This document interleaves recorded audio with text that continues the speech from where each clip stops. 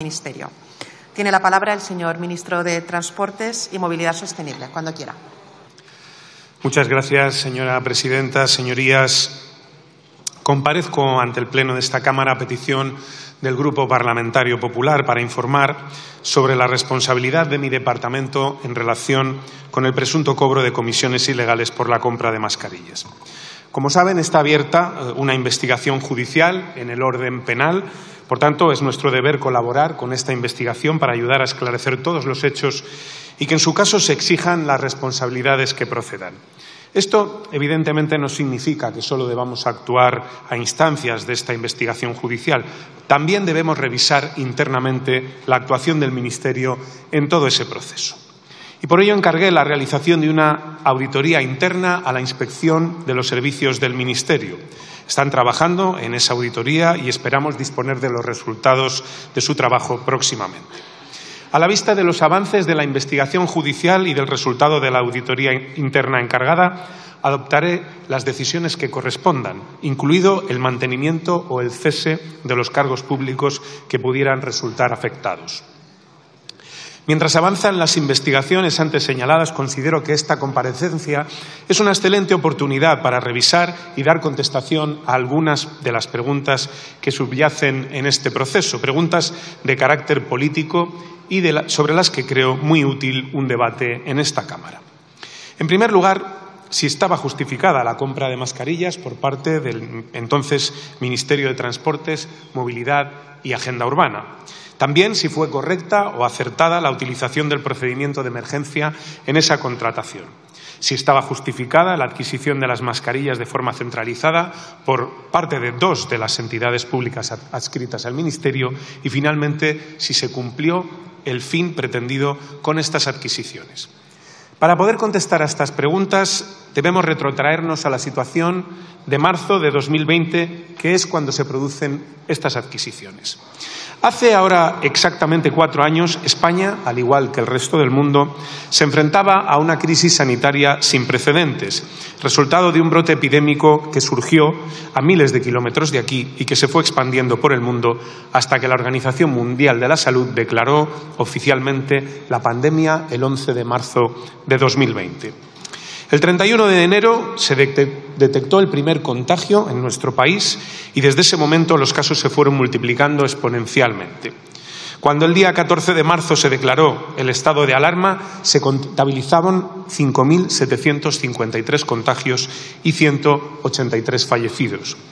El 29 de marzo, las infecciones diarias llegaron a 9.000 y el 1 de abril se alcanzaba el máximo de fallecidos diarios de toda la pandemia, 950.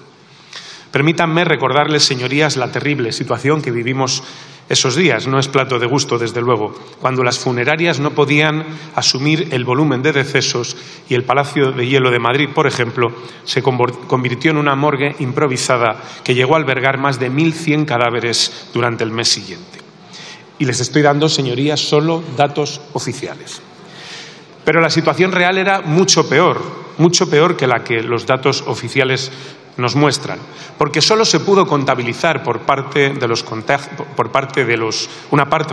contagios, porque los hospitales se mantenían gracias al trabajo sin descanso del personal sanitario que se enfrentaba al virus sin medidas de protección, lo que los convirtió en el personal sanitario que registró la mayor tasa mundial de infecciones. Sí, señorías, sin medidas de protección.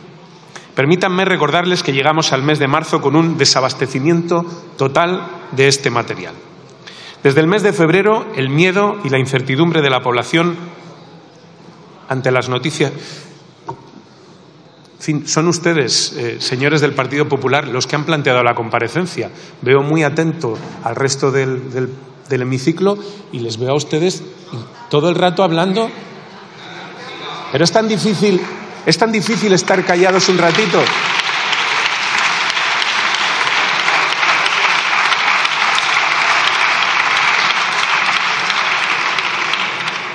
Si fueran ustedes escolares ya les habrían echado de la clase. Guarden silencio. La comparecencia la han pedido ustedes. La han pedido ustedes, la comparecencia, se lo recuerdo. Si yo no tengo límite de tiempo, yo puedo estar aquí toda la mañana. Yo no tengo ninguna prisa. Lo que no voy a hacer es seguir hablando mientras ustedes se dedican a hacer otras cosas. Oiga. Si no quieren estar en el hemiciclo, abandónenlo, que hay un montón de despachos y hacen ustedes las llamadas que quieran. Yo no voy a hablar hasta que ustedes no se callen. ¿Vale? Aquí seguimos esperando. Si guardan silencio, todo se entiende mucho mejor y el señor ministro podrá continuar con su explicación, cuando quiera. Hay escolares en la grada, me imagino que estarán sorprendidos y escandalizados. Silencio, por favor. Señores diputados, por favor, un poco de respeto. Silencio.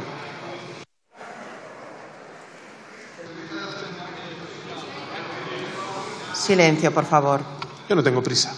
Sigan ustedes. Cuando quiera, señor ministro.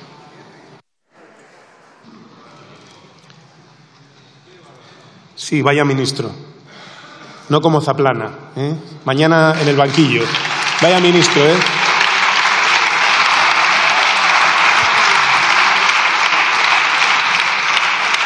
Este ministro tiene la dignidad que a ustedes les falta, así que aprendan un poco.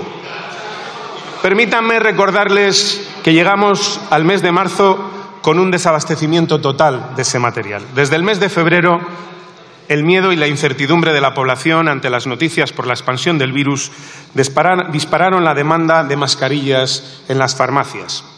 El desabastecimiento se constató como un hecho real cuando el 2 de marzo la Agencia Española del Medicamento declaró que las mascarillas sanitarias debían destinarse prioritariamente a los centros sanitarios y prohibió su exportación. En esos momentos, señorías, el mercado de mascarillas se transformó en un mercado especulativo, con precios desorbitados para un material sin garantías sanitarias y dependiente casi en su totalidad de la producción de China. Por ello, en estos momentos no solo se dictaron normas para reconducir todas las compras de este tipo de material hacia el procedimiento de emergencia, reduciendo al mínimo los requisitos administrativos. También, desde el 20 de marzo, se permitió la compra de material sin el sello europeo CE, porque se estaba en una situación desesperada, en la que lo importante era conseguir protección y hacerlo con urgencia. Señorías, tras la exposición sobre el contexto en el que se produce la adquisición de las mascarillas por el Ministerio, permítanme que recuerde cuál era el marco normativo aplicable en esta materia durante el estado de alarma. En primer lugar, el Gobierno tuvo que establecer, mediante un Real Decreto Ley de 12 de marzo, como regla general, que el procedimiento para combatir o hacer frente a la COVID-19 era el procedimiento de emergencia. No solo se establecía que el procedimiento de contratación sería el de emergencia, sino que además se dispuso que cualquier medida directa o indirecta para luchar contra la COVID-19 se debía adoptar de forma inmediata. Es decir, se flexibilizó el régimen aplicable a la contratación en la lucha contra la COVID-19 en todos los aspectos, porque lo importante era hacer frente a la situación en la que se encontraba nuestro país y todos los órganos de la Administración estaban obligados a adoptar con carácter inmediato estas medidas. 2 días después de aprobarse este Real Decreto Ley, como saben, se aprobó el Real Decreto 463/2020 de 14 de marzo, por el que se declara el estado de alarma para la gestión de la situación de la crisis ocasionada por la COVID-19.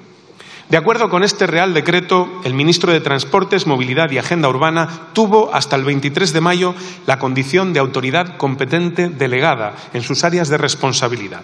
Esta condición le habilitaba para dictar cuantos actos y disposiciones fueran necesarios en la esfera específica de su actuación en orden a la protección de personas, bienes y lugares sin necesidad de procedimiento administrativo alguno. Señorías, como recuerdan, en este Real Decreto por el que se aprobó el estado de alarma, se consideró que los servicios de transporte, tanto de viajeros como de mercancías, tenían la condición de servicios esenciales que se debían seguir prestando. También los servicios postales, respecto de los que el Ministerio tiene la condición de autoridad regulatoria en lo que se refiere al servicio postal universal. Y los motivos eran evidentes. La población estaba confinada en sus domicilios para evitar los contagios y frenar la pandemia, pero era indispensable mantener aquellos servicios que garantizaran el abastecimiento y el reparto de bienes. También el transporte de las personas que debían realizar los servicios esenciales. Por eso el Ministerio de Transportes, Movilidad y Agenda Urbana tenían la condición de autoridad delegada y por eso, señorías, tenía la obligación de actuar de forma inmediata en su esfera de actividad para proteger personas, bienes y lugares. Es decir, en los términos establecidos en la normativa sobre contratación de emergencia para hacer frente a un grave peligro. Bajo este marco jurídico, el ministro de Transportes, Movilidad y Agenda Urbana procedió a autorizar la adquisición centralizada de mascarillas de protección FFP2 mediante las órdenes ministeriales de 20 y 26 de marzo, necesarias para el personal relacionado con el sector del transporte por el procedimiento de la tramitación de emergencia. Señorías, la necesidad de actuar inmediatamente en el contexto en el que he descrito es la que motivó la compra centralizada dentro del ámbito del Ministerio de Transportes, Movilidad y Agenda Urbana. Se optó por acudir a entidades públicas adscritas al mismo, atendiendo a su mayor capacidad logística, su mayor experiencia en la contratación de suministros de gran volumen y su mayor capacidad presupuestaria para realizar dicha contratación sin demoras. Así, se designó para la primera adquisición al ente público Puertos del Estado, que era el ente adscrito al Ministerio que más mascarillas recibía, toda vez que, como saben, Correos y Telégrafos es una entidad adscrita al Ministerio de Hacienda. En la segunda adquisición se centralizó en Adif. Estas mascarillas tenían como destinatarios los profesionales del sector del transporte que tuvieron un papel determinante para el abastecimiento y la entrega de productos adquiridos en el comercio por Internet, telefónico o correspondencia, que tuvo un incremento exponencial a raíz de las medidas de confinamiento que fue preciso establecer para frenar la pandemia. Y con la distribución de estas mascarillas, el Ministerio proporcionó los medios que tenía a su alcance para mitigar o reducir las posibilidades de contagio entre los mismos. Es decir, se hizo con la finalidad de proteger su salud, de mitigar el grave peligro en el que se encontraban prestando un servicio esencial. También es muy relevante tener en consideración la normativa sobre mascarillas aceptadas como equipos de protección individual durante el estado de alarma, porque afecta al objeto de la contratación. Como recuerdan, durante el estado de alarma y ante la escasez de EPIs con marcado C en el mercado nacional, las autoridades competentes adoptaron medidas excepcionales y transitorias, facilitando la utilización de mascarillas alternativas. Esta normativa, que se dictó por primera vez el 20 de marzo, estableció una equivalencia entre las mascarillas FFP2 y las KN95. Es importante que se sepa que había una norma detrás de esa equiparación. Por tanto, el Ministerio de Transportes, Movilidad y Agenda Urbana adquirió mascarillas para la protección de la salud de los trabajadores del sector del transporte, en calidad de autoridad delegada durante el estado de alarma, actuando de forma inmediata y por el procedimiento de emergencia como le exigía la normativa citada, adquiriendo las mascarillas entonces disponibles y aceptadas como EPI, que eran las KN95. Además, se adquirieron a un precio razonable en aquellos momentos, desorbitado indudablemente en una situación de normalidad, pero no en aquella. Las mascarillas fueron distribuidas entre los colectivos del sector del transporte, de acuerdo con lo establecido en las órdenes ministeriales aprobadas y lo determinado en las resoluciones que se fueron adoptando por la Subsecretaría y la Dirección General de Transporte Terrestre. Las mascarillas que se advirtió que eran defectuosas se devolvieron a la empresa suministradora, que las repuso en un plazo razonable. En definitiva, señorías, ante la situación en la que nos encontrábamos, considero que estaba más que justificado que el Ministerio acordara la adquisición de mascarillas para proteger la salud de los profesionales del sector del transporte. También que se acordara por el procedimiento de emergencia, tal como determinaba la ley, y que fuera centralizado en entidades públicas del Ministerio. Unos procedimientos de contratación de emergencia que se sujetaron a la legalidad. Y no lo digo yo, lo dice el Tribunal de Cuentas y la Intervención General del Estado, que no han detectado deficiencias graves ni incumplimientos normativos en las auditorías que han realizado sobre la ejecución de estos contratos, los dos organismos. Y finalmente, que se cumpliera con la finalidad de la contratación, que no era otra que distribuir entre los profesionales del sector del transporte las mascarillas. Esta es la información de la que actualmente disponemos, señorías. Una cosa es que un grupo de personas hayan podido tener un comportamiento ilícito y otra bien distinta es que dicho comportamiento haya sido conocido o consentido por ninguna de las personas que ahora mismo ostentan responsabilidades en el ministerio que dirijo. Dejemos actuar a la justicia, señorías. Eso es lo que estamos haciendo desde el Ministerio de Transportes y Movilidad Sostenible, con la máxima colaboración y transparencia, pero con el rigor y con el respeto a los derechos fundamentales que exige cualquier Estado de Derecho. En este país tenemos la suerte de contar con excelentes profesionales públicos que velan por el cumplimiento de las normas y que el gasto público redunde en beneficio del conjunto de la ciudadanía. Abrir una especie de causa general dentro de mi departamento cuando no hay ninguna persona en activo que esté siendo ni siquiera investigada no solo sería una irresponsabilidad por mi parte, sino que trasladaría a los ciudadanos una imagen de la función pública que no se corresponde con la realidad. En aquellos días pudo haber quien se lucrara de forma indigna en una situación de emergencia sanitaria sin precedentes en nuestra historia reciente, pero también hubo muchos profesionales que se dejaron la piel por tratar de paliar los terribles efectos de la pandemia y no podemos permitir que se extienda la imagen de los primeros y tape el buen hacer de los segundos. Dejemos que el tiempo y la justicia pongan a cada uno en su lugar. A los tribunales les corresponde depurar las responsabilidades penales y a esta Cámara las responsabilidades políticas que correspondan. Pero eso no significa que yo vaya a quedar de brazos cruzados. Como les he comentado anteriormente, he puesto en marcha una auditoría interna dentro de mi departamento que se está llevando a cabo por funcionarios profesionales específicamente formados para desarrollar este trabajo y, por cierto, independientes e inamovibles. Quiero dejarlo claro. Su cometido es elevar a los responsables del Ministerio de sus entidades adscritas recomendaciones para la mejora de la organización y fijar procedimientos para prevenir cualquier riesgo de eventuales situaciones contrarias a la ética o al interés público. Están trabajando intensamente. Como he dicho, de forma totalmente independiente, pero me consta que ya han recabado mucha documentación que ahora mismo están analizando y que posteriormente desarrollarán cuantas actuaciones consideren necesarias para formular las correspondientes recomendaciones. Concluyo, señorías.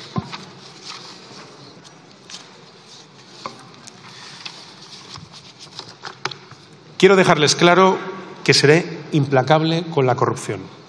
Implementaré cuantas medidas sean precisas para minimizar el riesgo de que pueda producirse en el futuro una situación de esta naturaleza. Y respecto a mi personal, tomaré las decisiones que sean coherentes con la evolución de las investigaciones que actualmente se están realizando.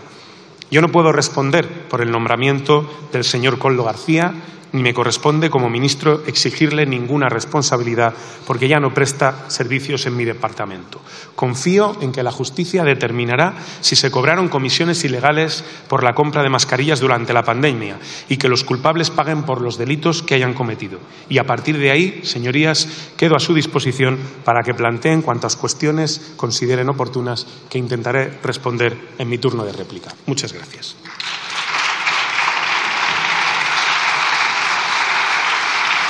Si os ha gustado el vídeo no olvidéis suscribiros al canal. En La Voz Progresista, tratamos de traerte la mejor información y actualidad, combatiendo los bulos, las mentiras y la desinformación con la que tratan de contaminarnos a diario.